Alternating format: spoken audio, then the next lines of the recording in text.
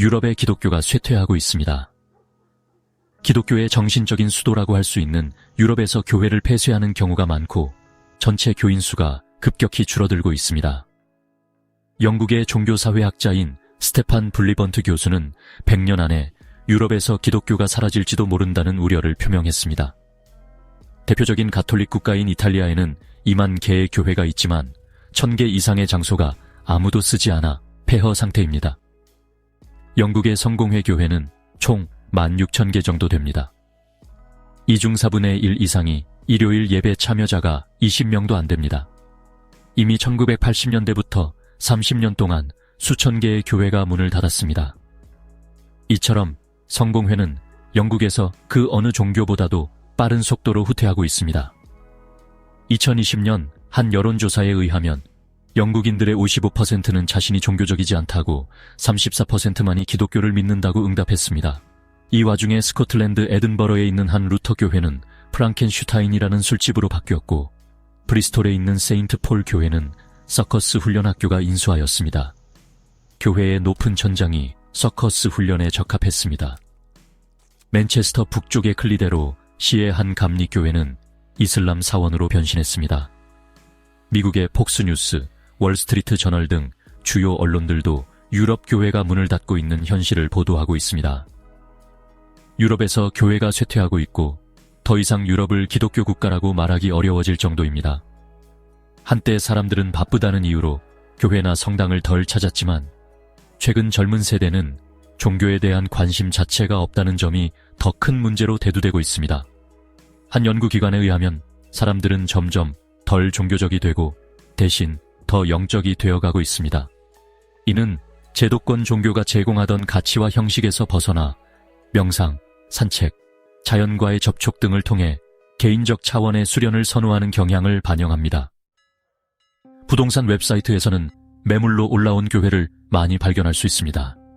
매각된 교회는 서점, 카페, 레스토랑, 호텔, 극장, 박물관 등 다양한 용도로 사용됩니다.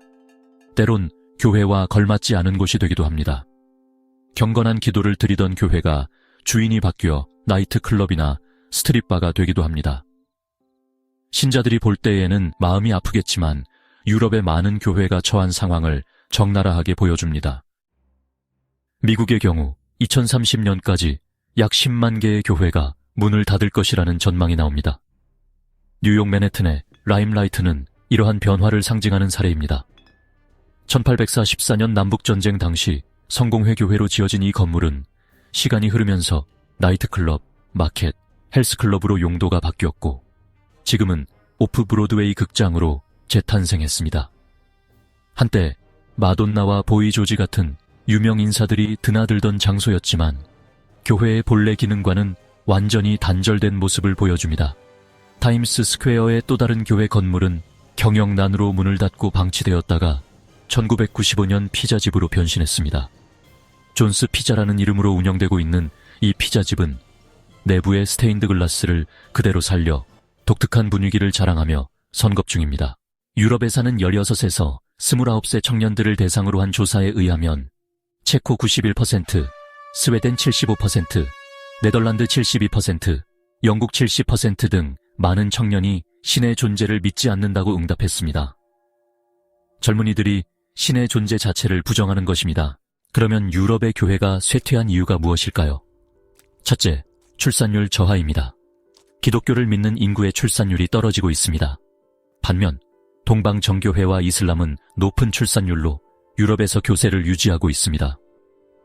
둘째, 오랜 세월 기독교 가치관이 퇴보하였습니다. 일요일에 온 가족이 다 함께 교회로 향하던 유럽의 전통적인 가족이 해체되었습니다. 모태신앙도 기대하기 힘듭니다. 셋째, 안전하고 편안한 생활과 고소득입니다. 사람들은 안전하고 편안하며 예측 가능한 환경에서 자라면 훨씬 덜 종교적이 된다고 합니다. 그리고 고소득 국가일수록 그리고 복지국가일수록 그 나라의 종교성은 약화된다고 합니다. 서유럽은 제2차 대전 이후 평화와 함께 경제적인 부를 누려왔습니다. 종교가 설 자리가 점점 좁아지고 있습니다. 넷째, 과학의 발전과 높은 교육 수준으로 인해 성경의 메시지에 대해 회의감을 갖는 사람이 많아지고 있습니다. 5째, 잦은 성추문 스캔들과 비리로 종교에 대한 신뢰도가 떨어졌기 때문이고 주 5일제 정착으로 인해 긴 휴일을 즐기고자 하는 사람이 많아졌습니다. 이 모든 원인은 우리나라에도 정확히 해당되는 것입니다. 유럽 교회의 모습이 우리나라 교회 모습이 될 것 같습니다. 개혁의 의지도 없고 변하고자 하는 시도가 없다면 곧 우리에게 닥칠 일입니다. 절박함이 없는 성직자들은 안일한 생활에 젖기 쉽고, 그러면 성도들의 삶의 생명력을 불어넣을 수 있겠습니까? 식당에 음식이 맛이 없으면 손님은 떠나는 것은 이치입니다. 맛없는 교회에 누가 남아있겠습니까? 한국 기독교회가 본질로 돌아가기를 바랍니다. 세상의 진정한 빛과 소금이 되기 바랍니다. 지금 대한민국은 정치, 경제, 안보 등 많은 것이 위기이고 우리의 미래인 청년들이 방황하고 있습니다. 청년들에게 꿈과 희망을 심어주고 자긍심을 가지고 자신의 인생을 설계하도록 해줘야 합니다. 여러분의 구독과 좋아요는 저에게 힘이 됩니다. 감사합니다.